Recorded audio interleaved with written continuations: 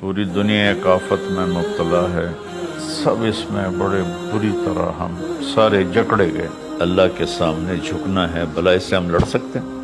اللہ کی بھیجی ہوئی آفت سے کوئی لڑ سکتا ہے؟ ہم احتیاطی تدبیر بھی نہیں اختیار کر رہے اور آسمانی تدبیر بھی اختیار نہیں کر رہے۔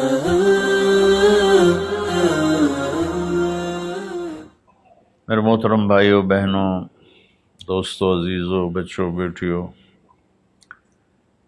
اس وقت پوری دنیا ایک آفت میں مبتلا ہے۔ کہیں اس کا زور کم ہوا ہے، کہیں اب بھی زیادہ ہے، اور پہلی دفعہ ایسا ہوا ہے کہ سارا عالم ایسے بند ہو کے سب اس میں بڑے بری طرح ہم سارے جکڑے گئے۔ اللہ تعالیٰ کیا فرماتے ہیں؟ ما اصابکم من مصیبت فبما کسبت ایدیکم، جو تکلیف تم پر آتی ہے تمہارے گناہوں کا نتیجہ ہوتی ہے۔ آج کل چونکہ ہر چیز کو سائنسی موڈ میں دیکھا جاتا ہے تو ہم اس کو لگا دیتے ہیں بس یہ اس وجہ سے ہوا، یہ وائرس پھیل گیا۔ میرے اللہ کا قرآن کیا کہتا ہے؟ اللہ کرے میری آپ کی سمجھ میں آ جائے اور ہم قرآن کے سامنے کم از کم پھر کوئی لاجک نہ دیں، سر جھکائیں، اور ایسی آیات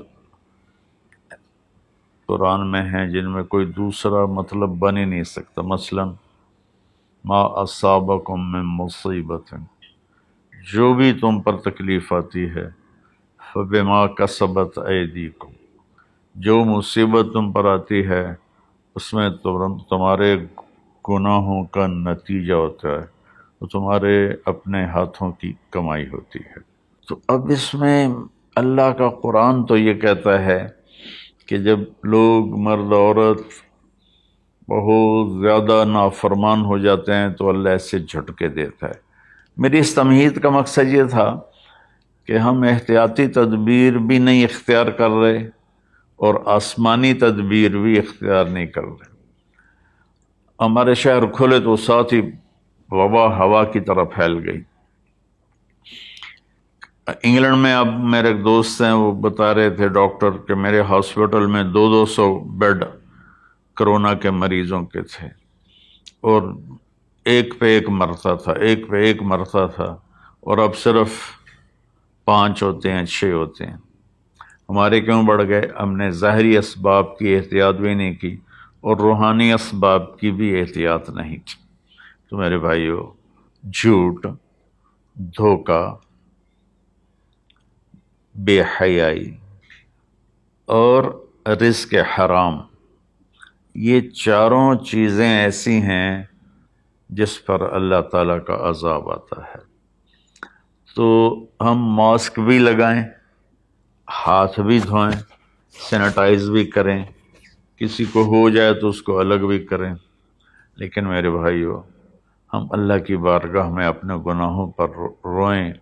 پتہ نہیں کس کا آنسو، کس کی فریاد تمام دنیا کے انسانوں کے لیے کفایت کر جائے اور اللہ اپنی رحمت سے یہ چیز دور کر دے۔ اللہ کے سامنے جھکنا ہے۔ بھلا اس سے ہم لڑ سکتے ہیں؟ اللہ کی بھیجی ہوئی آفت سے کوئی لڑ سکتا ہے؟ الم تر کیف فعل ربک بعاد، تم نے دیکھا نہیں تیرے رب نے قوم عاد کے ساتھ کیا کیا؟ ارم ذات العماد، جن کے ستونوں کی طرح لمبے لمبے قد تھے۔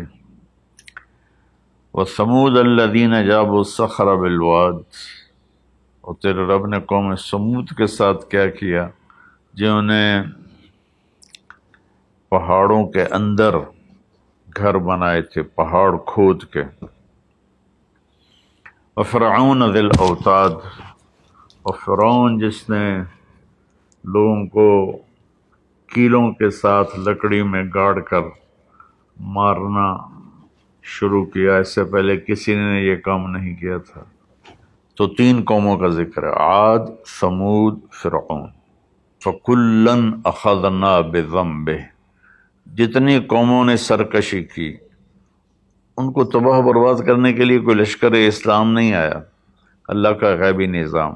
تو اب وہ اس کو ایک ہی جگہ لائے، فکلن، پھر ان تمام سرکش قوموں کو اخذنا بذنبہ، ہم نے ان کے گناہوں کی وجہ سے انہیں پکڑا۔ کیسے پکڑا؟ منہم من ارسلنا علیہ حاصبا، کسی پر پتھروں کی بارش، منہم من اخذتہ الصیحہ، کسی پر فرشتے کی چیخ، آواز بہت بڑی طاقت ہے، منہم من خسفنا بہ الارض، کسی کو زمین میں دھنسا دیا، جیسے اللہ نے قارون کو زمین میں دھنسا دیا اور کتنی قوموں کو، منہم من اغرقنا، اور کئیوں کو ہم نے پانی میں غرق کر دیا۔ تو تھوڑا سا ہم اپنے سوچ کو قرآن کے تابع کریں، قرآن کے تحت کریں۔ جب نافرمانی اور خاص طور پر بے حیائی حد سے بڑھ جاتی ہے تو اللہ ضرور جھنجھوڑتے ہیں۔ وَلَنُذِيقَنَّهُم مِّنَ الْعَذَابِ الْأَدْنَىٰ دُونَ الْعَذَابِ الْأَكْبَرِ لَعَلَّهُمْ يَرْجِعُونَ، ہم انہیں چھوٹے چھوٹے عذاب دیں گے، بڑا عذاب نہیں دیں گے۔ اللہ کے نبی کے بعد یہ ہو گیا، پہلے تو پوری قوم کو صفحہ ہستی سے مٹا دیا جاتا تھا۔ ہر مسلمان جانتا ہے جو تھوڑا سا بھی پڑا ہوا ہے کہ اللہ نے بنو اسرائیل کے ایک قبیلے کو پورے کے پورے کو بندر بنا دیا۔ فلما عتوا عما نہوا عنہ قلنا لهم کونوا قردۃ خاسئین، اللہ نے کہا ہفتے کو مچھلی نہیں کھانی، باقی 6 دن کھاؤ۔